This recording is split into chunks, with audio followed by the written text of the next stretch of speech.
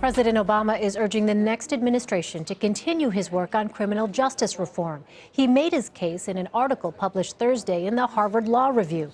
He writes, "How we treat citizens who make mistakes and deserve a second chance reflects who we are as a people and reveals a lot about our character and commitment to our founding principles." CBS News Justice reporter Paula Reid is in our Washington bureau. So, Paula, what do you think President Obama's goal is here, especially now? The White House says he's trying to create momentum, particularly in Congress, where there is bipartisan support for this kind of reform. Clearly, his brand of criminal justice reform is not going to be a priority for the incoming administration, which is why he wanted to take his message to Congress, where they could potentially pass new laws, and also talk to local officials and provide them with this roadmap for what worked for him. Because as we know, most criminals are prosecuted and jailed at the local level, which is why that's also an important target for reform. So, Paula, you touched on this. President-elect Trump has selected Senator Jeff Sessions for Attorney General. He's been a strong opponent of bipartisan sentencing reform. So, again, what kind of message is President Obama trying to send to Congress, and will his message fall on deaf ears? Well, it's important to note that Senator Sessions did support some sentencing reform, particularly when it came to crack cocaine versus powdered cocaine. But overall, it is fair to say that he does not support the Obama administration's comprehensive criminal justice reform.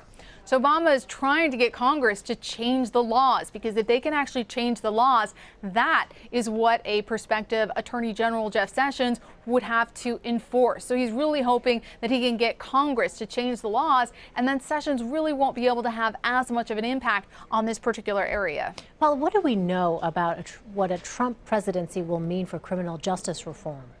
We don't know a lot. He ran on a law and order platform, but we don't have a lot of specifics about what that means. The one specific thing we do have is his nominee for Attorney General. A lot of people saw Senator Jeff Sessions as being sort of the end, the death knell for criminal justice reform. But that's not really fair. There are a lot of reasons to be optimistic as we move forward. First of all, Lane, it's not an election year. There's really nothing to be won right now from just denying President Obama a victory on criminal justice reform.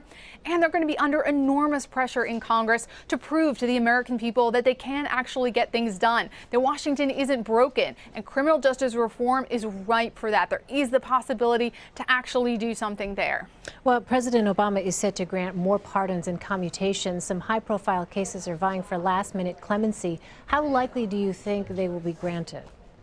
It's unlikely. Among those high-profile names, of course, are Chelsea Manning, former Illinois Governor Rod Blagojevich, Bo Bergdahl, and Edward Snowden. Now, of that list, none of them are likely to get any kind of relief from the Obama administration.